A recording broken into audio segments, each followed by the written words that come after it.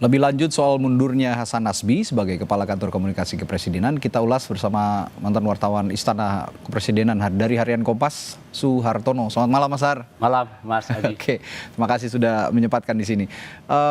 Mas Har, mundurnya Hasan Nasbi ini memunculkan dugaan nih kemarin-kemarin ini terkait persoalan struktur kelembagaan komunikasi Presiden Prabowo. Nah, menurut Anda apa yang terjadi sebenarnya?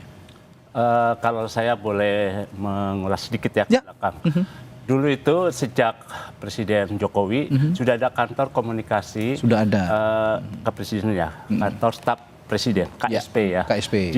Dari 5 deputinya itu ada 1 deputi 4 yang memang khusus untuk menangani strategi komunikasi presiden. Nah, Presiden Jokowi sebelum berakhir membentuk lagi namanya kantor komunikasi presiden yang kita kenal sekarang adalah Presidential Communication Office atau PCO yang dipimpin oleh Pak Hasan Nasbi. Nah, PCO itu menjalankan fungsi keempat dari kantor staf presiden, sehingga kantor staf presiden itu sudah tidak berwenang lagi untuk menyampaikan komunikasi presiden kepada publik. Hanya tugasnya adalah PCO. Nah, PCO Pak Hasan membentuk lagi 6 juru bicara presiden. Di situ kita kenal antara lain ada Philip Vermonte, ada Bu Adita Irawati, ada Tita Laura, ada Pak Ujang, dan 2 lagi.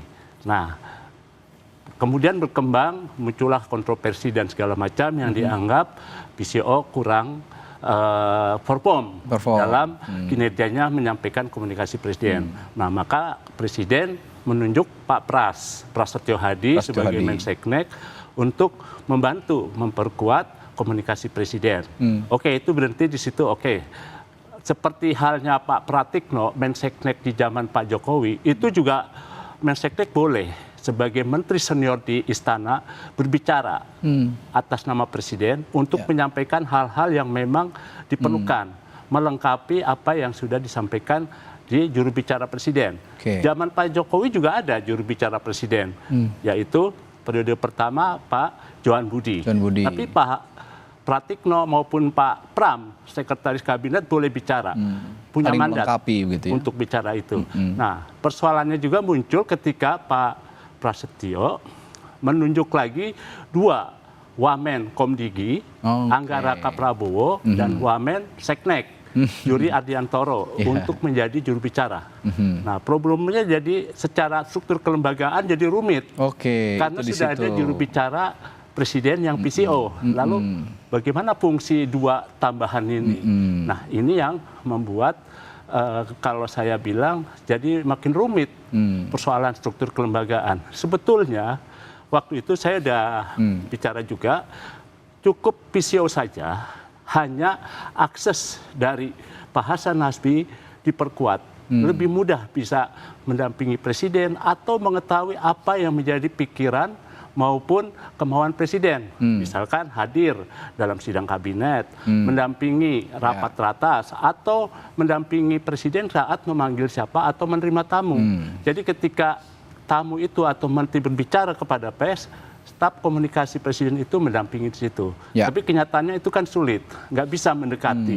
Jadi akses dan aliran informasi dari presiden ke PCO itu mandek. Tapi dengan mundurnya Pak Hasan Nasbi ini, apakah semakin menandakan bahwa strategi komunikasi kepresidenan ini juga sedang bermasalah sekarang? Iya, sampai nanti misalkan, kan ini perkembangan terakhir, tadi saya mendapat informasi, jam 11 itu Pak Menseknek dan Pak Seskap dipanggil oleh Presiden. Kelihatannya soal mundurnya Pak Hasan Nasbi, karena beberapa saat kemudian Pak Pras menyampaikan bahwa Presiden tengah mempelajari surat pengunduran diri Pak Hasan Nasbi.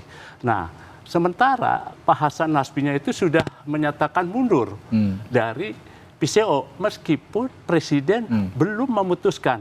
Karena kalau melihat ke belakang, di era Pak SBY, eranya Pak Jokowi, surat itu diajukan, Presiden mempelajari, langsung diumumkan oleh Presiden.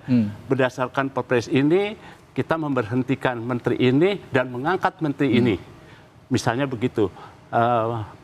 Perpres ini kami buat karena ada surat pengajuan dari menteri tersebut. Jadi seperti itu. Nah, sementara di PCO sekarang belum ada sejak Pak Hasan Nasbi mengajukan 21 April. Selama 7 hari ke depan yang saya dapat informasi, Pak Hasan Nasbi itu dicuekin.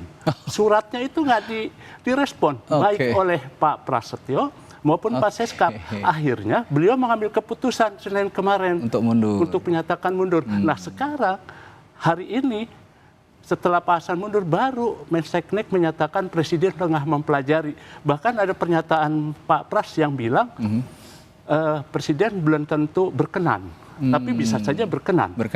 Nah ini kan jadi persoalannya semakin rumit gitu. Kalau seperti ini kondisinya Mas Har, ini mundurnya Hasan Nasbi ini, Pak Hasan Nasbi ini keputusan pribadi, tekanan istana, atau justru ada tekanan eksternal? Itu keputusan pribadi. Pribadi ya? Iya, saya pernah bicara dengan teman-teman di PCO. Katanya tuh Pak Hasan tuh menyatakan begini, saya ini kan tamu di sini. Saya hanya menunggu Sohibul Bait. Saya tanya Sohibul Bait itu apa? Ya tuan rumah yang punya istana ini memutuskan saya mundur atau tetap bertahan atau saya dipecat gitu, di reshuffle. Nah, itu jalan pikiran yang memang dilakukan oleh Pak Hasan Nasbi karena beliau merasa Presiden satu ketika bertemu 7 Pemret sudah menyatakan kekurangan saya, tanggung jawab saya dalam komunikasi. Begitu di Sarasehan juga menyatakan itu kekurangan saya, tapi menyinggung kekeliruan yang dilakukan oleh Pak Hasan Nasbi dengan pernyataan yang boleh dibilang tidak serius, tidak substansial, tapi oleh media dikutip soal kepala babi yang dimasak saja. Itu yang kemudian bergulir, yang membuat Pak Hasan jadi merasa bersalah dan beliau juga saya rasa karena aksesnya sulit untuk mendapat informasi lebih dalam soal kegiatan agenda Presiden. Jadi beliau ya sudah, saya mengajukan kemunduran diri aja. Kalau sudah sekarang nih Pak Hasan Nasbi mundur, tapi meskipun tadi Mas Har bilang Pak Prabowo bisa jadi berkenan, bisa tidak begitu sebenarnya dengan mundurnya. Tapi begini, ke depannya fungsi PCO ini kalau memang sekarang Mensesnek sudah ditunjuk jadi juru bicara Presiden, masa depan PCO-nya bagaimana kira-kira? Kalau Presiden menginginkan PCO tetap langgeng, PCO ini kan warisan dari Pak Jokowi berdasarkan Perpres 82 tahun 2024. Nah, Perpres itu sudah ada. Kalau Presiden Prabowo memang ingin membubarkan, ya sudah, Perpres itu dicabut dengan Perpres baru yang menyatakan bahwa PCO dibubarkan. Tapi bagaimana nasib beberapa deputi yang sudah ada, 6 PCO dan staf ahli serta pegawai administrasinya. Jadi kalau menurut saya, Presiden harus tetap menetapkan PCO hanya kalau memang Presiden berkenan mengganti Pak Hasan, masukkanlah orang baru yang memang punya akses dengan Presiden sehingga tidak ada akses yang terputus. Lalu Pak Prasetyo tetap saja karena beliau kan menteri senior ya, yang memang ada di Seknek seperti Pak Pratikno boleh saja bicara. Tapi kalau Pak Angga Wamen Komdiki maupun Pak Juri, Wamen Seknek akan menjadi juru bicara. Nanti overlapping dengan 6 PCO, juru bicara 6 PCO itu. Jadi kalau mau mereka diintegrasikan ke sana. Atau bikinlah Perpres baru gitu loh. Yang menetapkan juru bicara tambahan untuk Pak Juri maupun Pak Angga. Jadi begitu. Kalau bicara dampak pengunduran dirinya Pak Hasan Nasbi ini sebenarnya punya apa ya? Punya dampak terhadap isu-isu politik besar nggak sih di negara kita sekarang? Kalau melihat kinerjanya PCO yang selama ini juga biasa-biasa aja gitu ya. 6 PCO ini pernah juga saya kontak beberapa orang, wah Mas Hartono saya nggak bisa bicara karena belum dapat arahan. Nah saya kontak Pak Hasannya, aksesnya susah, jadi nggak dapat pikiran Presiden itu. Jadi menurut saya nggak apa-apa.